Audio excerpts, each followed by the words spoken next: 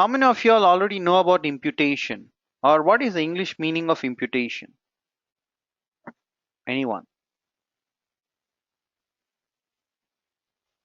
What is the English meaning of imputation?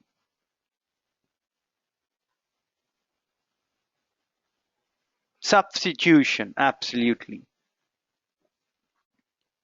So, whenever you're dealing with data, you might come across situations wherein the complete data set might not be complete, right? Your data set might have missing values. What do we do in such scenarios? That is imputation all about. Any data set that you deal with, you might have some missing values, right? Be it loan, right? Or be it some credit card recovery or credit card payment or whatever be it, right? If I'm making a payment of 1 rupee towards a credit card, probably that value will not get recorded somewhere. Or in the past, when people were maintaining paper-based documents, probably they would not have worried about those kind of small payments. If you consider past 10 years data for your analysis, you'll see that a lot of data would be missing.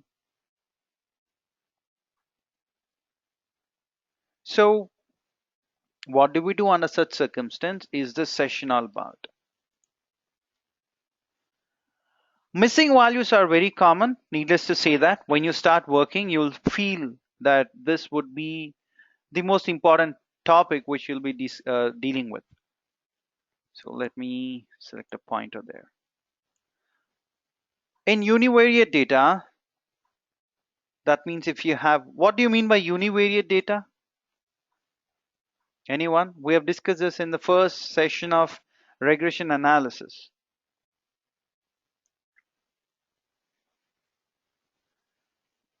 What do you mean by univariate data there? Absolutely.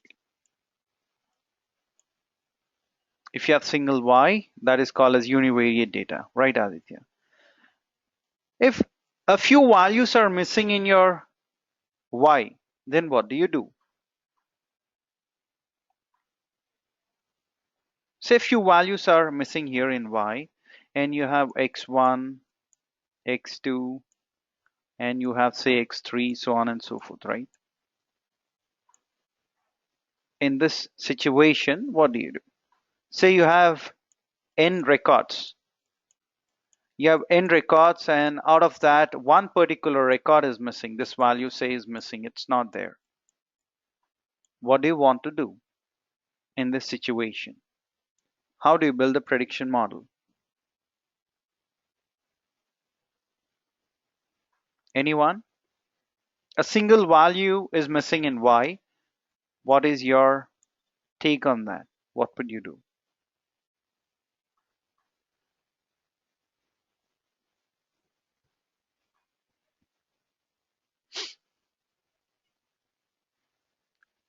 Remove it and analyze. That is what Ramanand says. Absolutely. If I have n data points and if only one data point is missing, that's absolutely fine. Only one row is missing, that's absolutely fine, right? We can still proceed with the analysis. So you proceed with the analysis based on n minus 1 data points. One doesn't really matter. It is not going to make any sense if you're trying to replace this one entry, right? What if one case for all your input variables is missing? What do you do in such scenarios? So say these three locations, your x1, your x, for each of these x's, one case is blank. What do you do? What do you guys say? What should we do ideally here?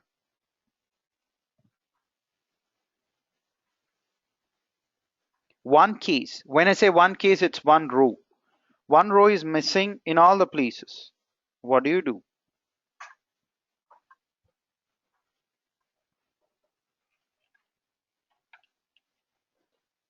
Yep. Anyone?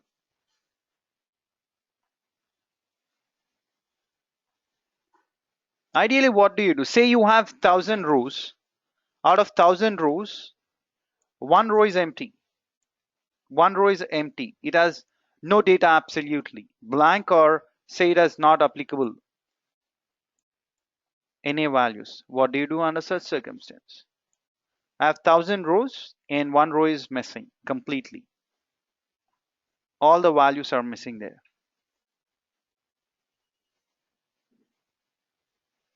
Check for measurement error. Yeah, absolutely. You tend to proceed with the rest of the 999 entries, right? Once again.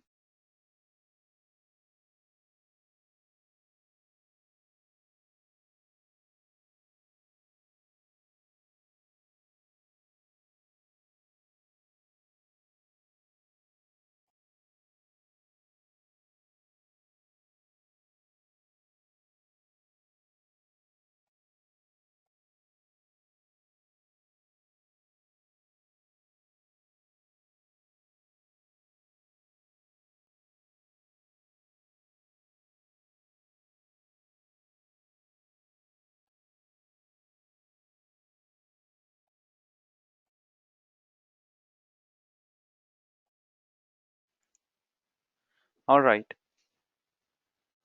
Sorry for that. So absolutely, Aditya, you're right on that. If we have 1,000 entries and if one entry is missing, we actually proceed with the analysis, right? We proceed with the analysis because one value missing or one row or one case missing doesn't really impact your entire analysis, right? So when do we ideally use imputation? We use imputation when you see that a lot of entries are missing. Entire variable is missing, for example, entire x is missing, right? Under such circumstance, you proceed with imputation, right? Is there a need to impute missing data? Absolutely yes, because each data point is going to give you some meaningful information,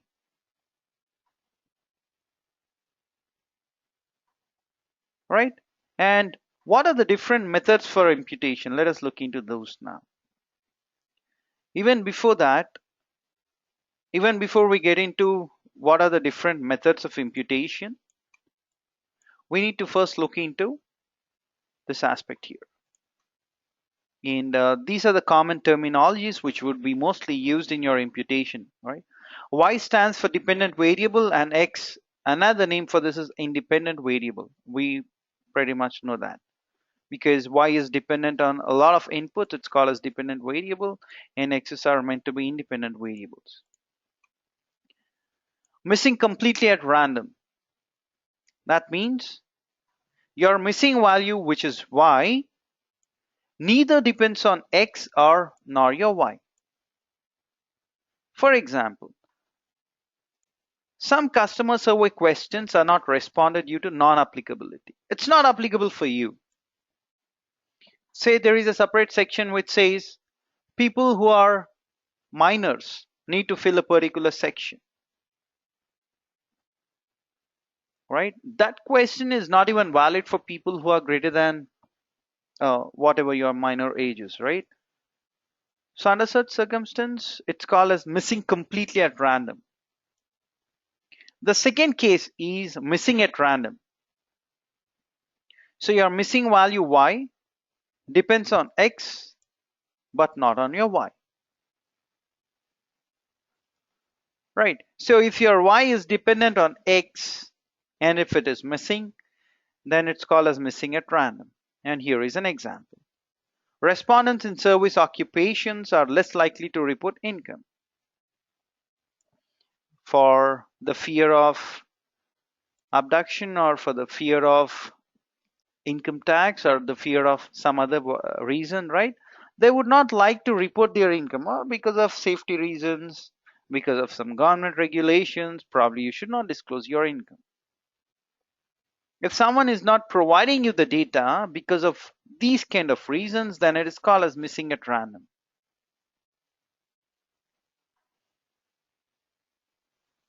right? And missing not at random. The probability of a missing value depends on the variable that is missing. That is right.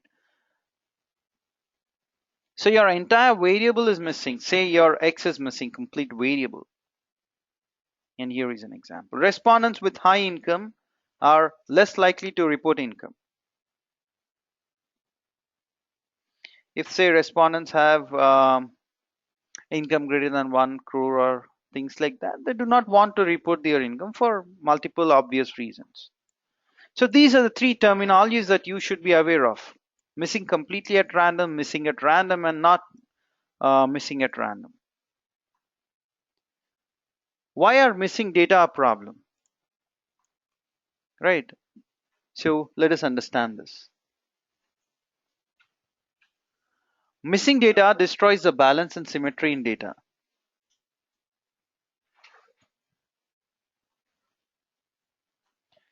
So what does the missing data do?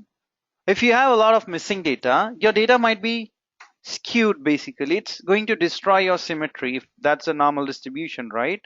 And if this is your middle line and left and right region should be symmetrical. However, say a lot of data points are missing from your right area, this region. What would happen? Your data would be skewed like that, right? So missing data is going to destroy your balance in the data and also the symmetry in data, right?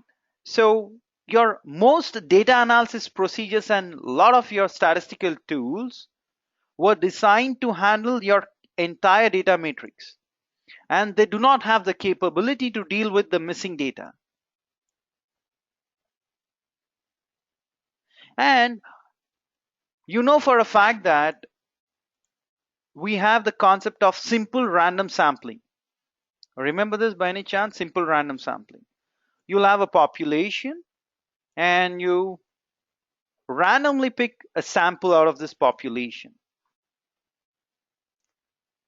right? And what if the sample that you're picking, though you're picking up randomly, say all the empty values are being picked for your sample, what would happen? Your entire analysis will get screwed up, right? Because though you're randomly selecting the data, by chance, say the missing values are getting selected here. In such scenarios, your simple random sampling, the very essence of doing sampling is destroyed. And whatever model you try to build on top of that is violated.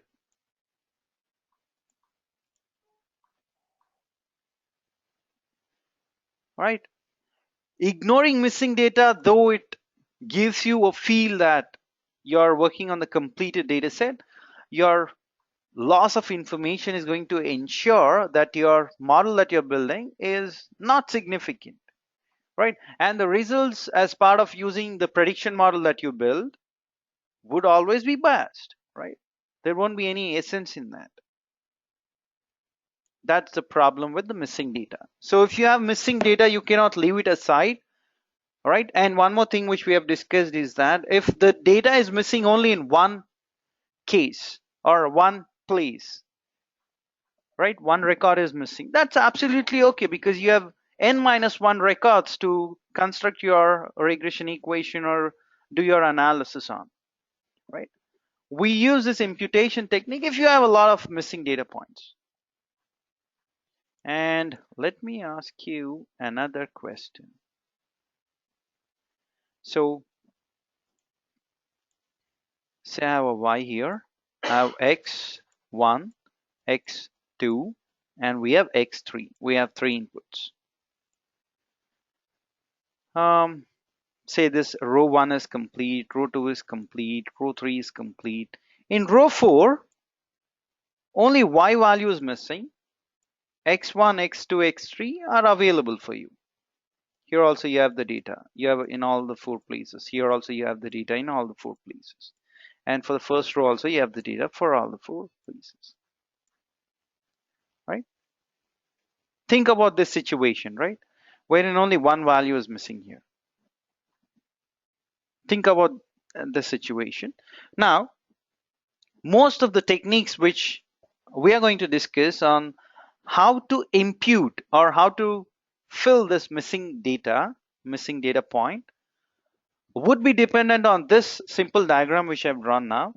Think about this as a data set. You have y, you have x1, x2, x3, only one value is missing. Just think about the situation for now. I'm going to come to that in this slide. So even before that, let us complete this. So missingness in random or missingness at random is easy to handle. However, we cannot be sure whether data really are missing at random or whether the missingness depends on few other predictors, right? So what happens in some situations? There might be few input values or input variables which you might have missed out in your model itself. You have considered x1, x2, and x3 for your analysis. However, you did not even think about x4. However, x4 might be a relevant variable for your model building. Under such circumstance, you cannot be really sure on whether a particular value or a particular case is missing at random or not. That's a problem. So what do? We generally make up some assumptions, right? And we ensure that whenever we perform any survey to collect the data, we do a lot of follow-ups there. And we also assume that we have included all the input variables which might be important for our prediction.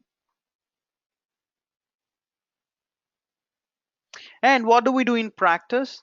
We include as many predictors as possible. It may or may not be significant for your model, right? It may or may not be. However, you try to include that. Why? Because if something is missing at random, you want to be sure that it is not because of missingness of your unobserved predictor. In order to ensure that this is not violated, you include as many inputs as possible. So you look into all the trivial inputs also, as opposed to your Six Sigma, right? When you only come up with the vital inputs, here you come up with all the inputs. Right? Rather than simply throwing away the missing data, there are a lot of techniques or approaches for managing your missing data. However, whatever approach we are going to discuss now are not completely foolproof. Each and every model has its own disadvantages or advantages. Okay, so these approaches may lead to biased estimates. However, something is better than nothing. That's the assumption, key assumption that we are making here to proceed with our analysis. So I'll just stop here, quickly give you 1 minute. Let me know if you have any doubts until now. Or let me know if you do not have any doubts also, so that it gives me a sense to proceed.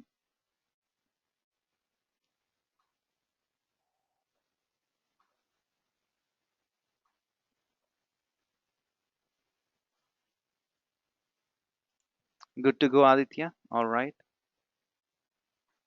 Enoch Ramanan says it's clear. Vijay and Enoch. Guys, any slightest doubt, please get it clarified now. Clear? Okay. How about Enoch? Good. Perfect. So let us proceed. Okay.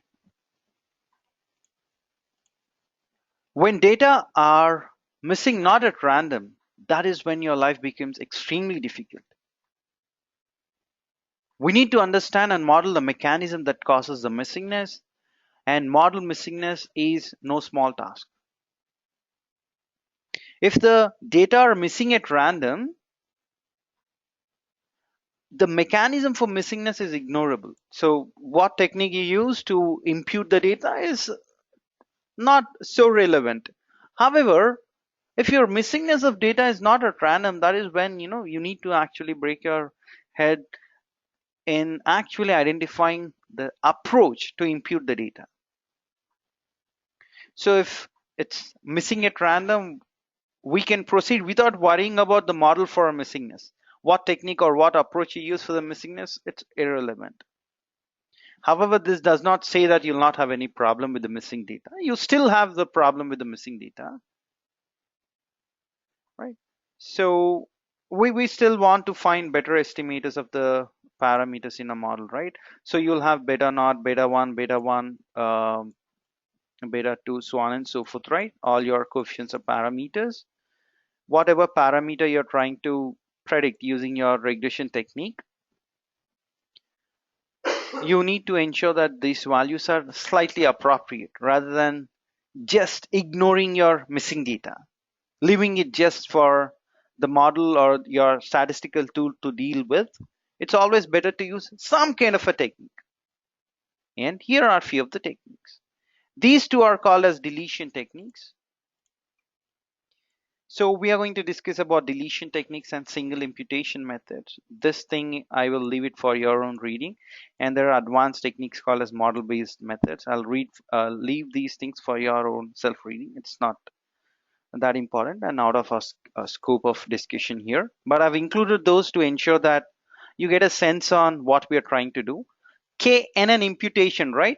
This part we are going to discuss in your data mining supervised, which would start probably in second week from now. Next week would be forecasting and data mining unsupervised, and the week following that would be data mining supervised. So when we discuss that, we'll discuss about KNN imputation, right? Or KNN as a concept. However, today let us spend some time on deletion methods, which is list-wise deletion and pairwise deletion. Okay.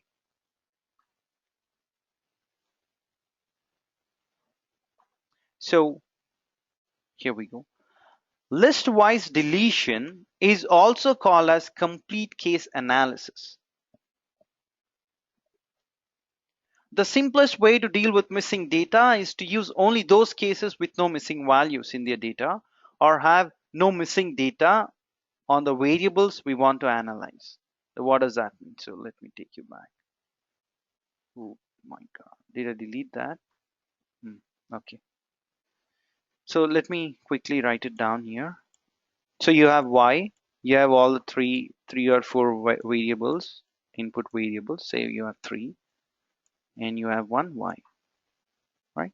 Say you have data for the first case or row, you have data for the second case, and in the third case, right? Say only one value here is missing. However, you have x2 and x3. Your list-wise deletion or complete case analysis, what this does is, it is going to delete this complete row. Even though only one value, one record is missing in this particular case, this is going to delete the entire row. This is the challenge, all right, with list-wise deletion. So obviously, you know the flip side of this also, right? Flip side of this is that you're not just missing the missing data here, but you're missing the data which is also available for your analysis. So entire row is deleted for that. This is the greatest challenge with list-wise deletion. So if you're missing completely at random, this approach provides unbiased estimates, though estimates are not statistically efficient. Right? Look at this. The problem, another flip side of this is that if you have a large number of cases wherein you do not have data, then that means all of those rows would be deleted from your analysis, and it's going to reduce your sample size significantly. And what is the formula for your standard error? Anyone? What is the formula for standard error? It is sigma over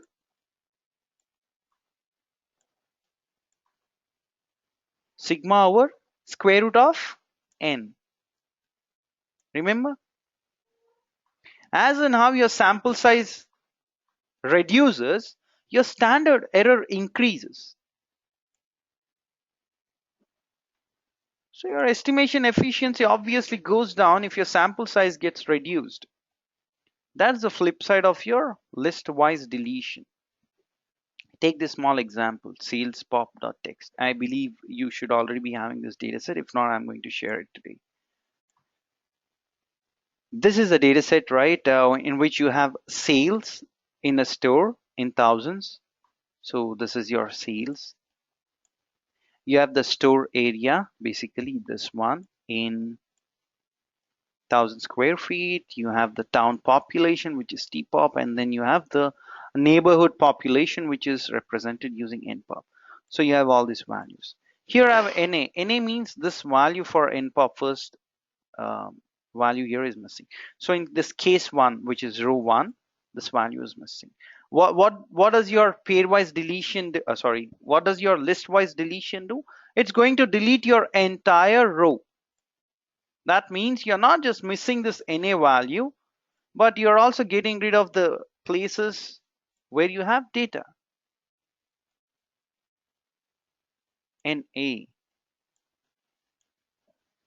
You get rid of entire value. NA. You get rid of entire thing. Right?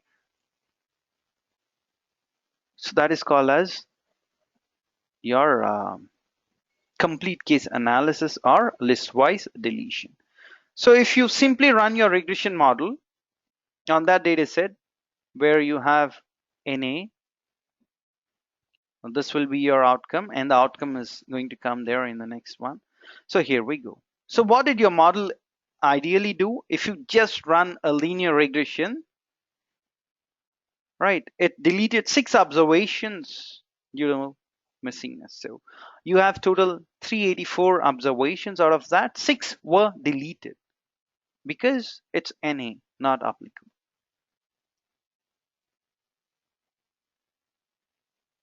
Okay. All right. The next technique is called as pairwise deletion or available case method. This is another way of dealing with the missing data. Pairwise deletion methods use only the data that are available. So do not worry about this correlation and the other things. Do you know the difference between covariance and correlation? Covariance matrix and correlation matrix. Do you guys know the difference between these two?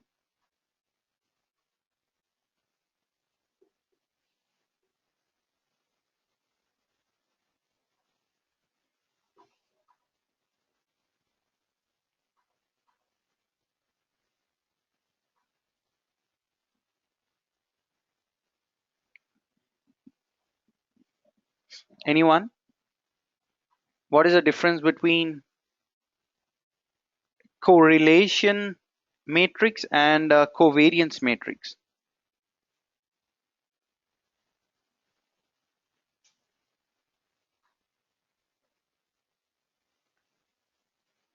No one? Okay. Aditya says correlation R values. Covariance in that case?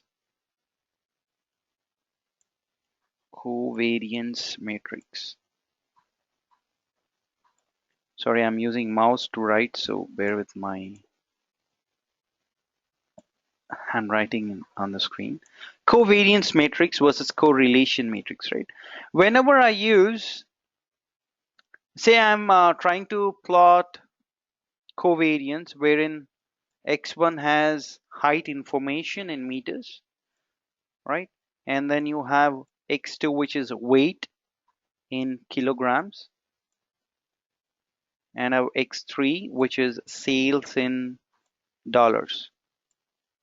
If you want to find out the both are used, by the way, to look into your correlation values. So if I want to look into the correlation between x1 and x2, what am I doing? I'm trying to look into the correlation between meters and kilograms. Both have different units, hence my correlation is not going to make sense, right?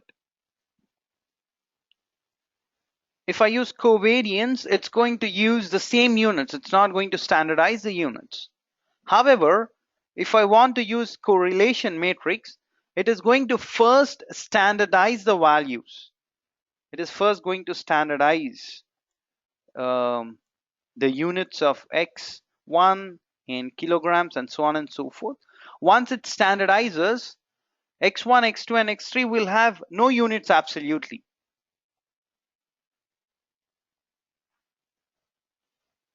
Right? And how do you standardize? I'm pretty sure you all know by now. X minus mu by sigma, or any other way of standardizing, you can simply use that, right? Normalizing or standardizing. So your covariance matrix looks into the same values. However, your correlation matrix standardizes and then uses the correlation coefficient R values. So if you're using same units across your variables, then it's good to go with covariance.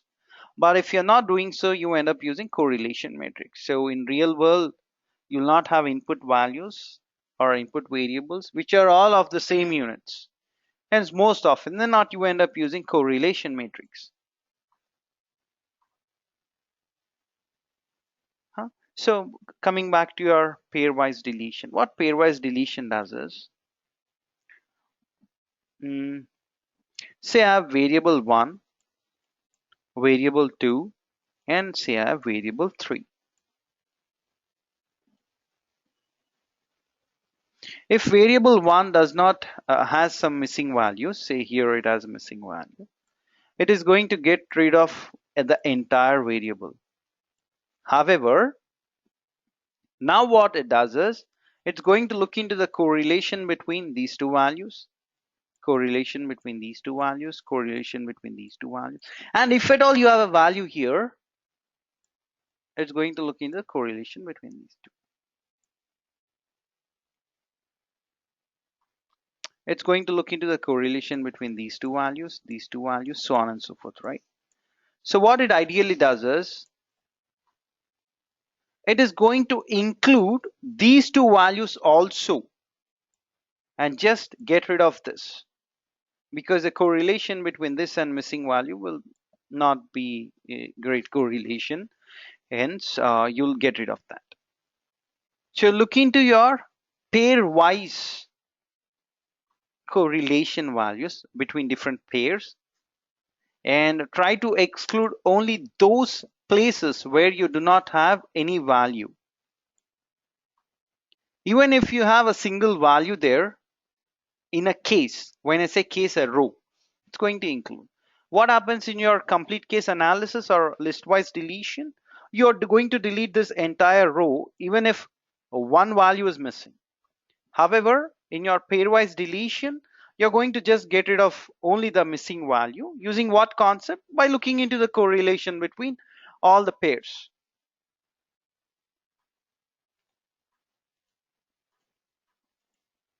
So I'll just give you a quick minute here to internalize on what I've just told and ask me questions if you have any doubts here.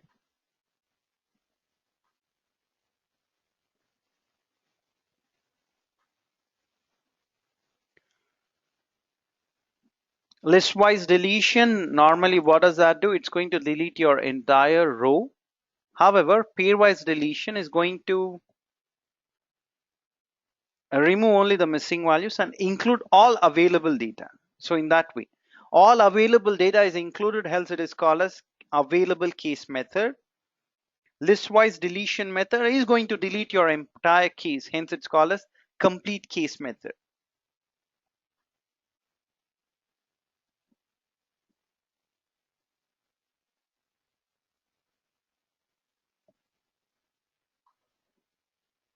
Any doubts, friends? Anyone? Aditya, Enoch, Ramanand, Vijay? Or is it too much of math? Too much of logic? There's no logic absolutely in listwise deletion. Even if one value is missing, you delete everything. No, it's so Aditya's question is that it would substitute zeros instead. Which one? Pairwise deletion?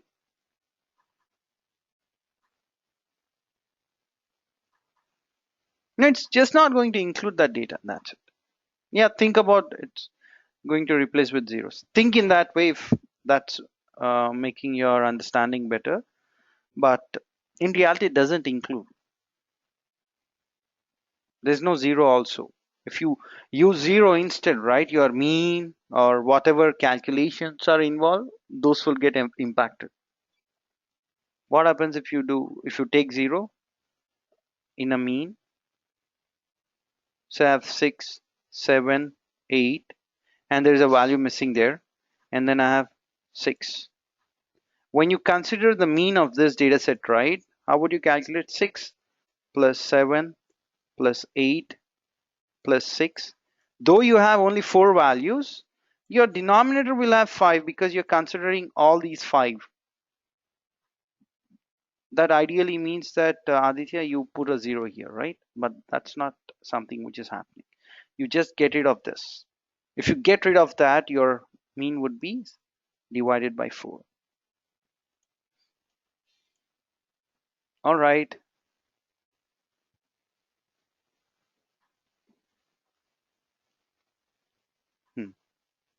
So if you simply run your regression model, this is the outcome that you would get if you construct your correlation matrix, right? But if you use available case method, this is the value that you get. So for your understanding, assume that these are the missing values. Even if one value is missing, your correlation matrix will show NA there. NA. However, if you use available case method, it will calculate based on the available data.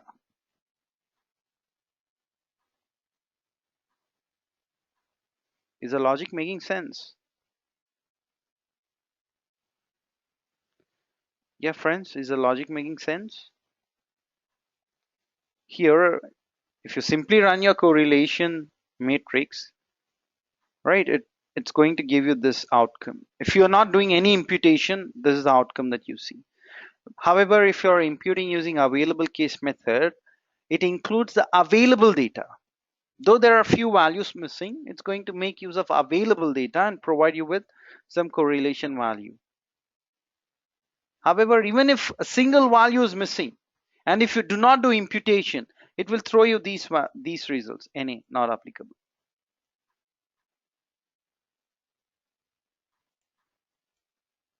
Yep.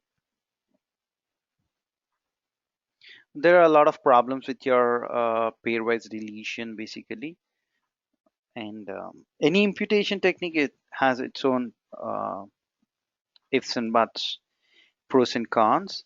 However, when you do PCA, principal component analysis, which we're going to discuss in the next week, and if you're going to use any of these deletion diagnostics, it's going to bias your result completely to a very great extent.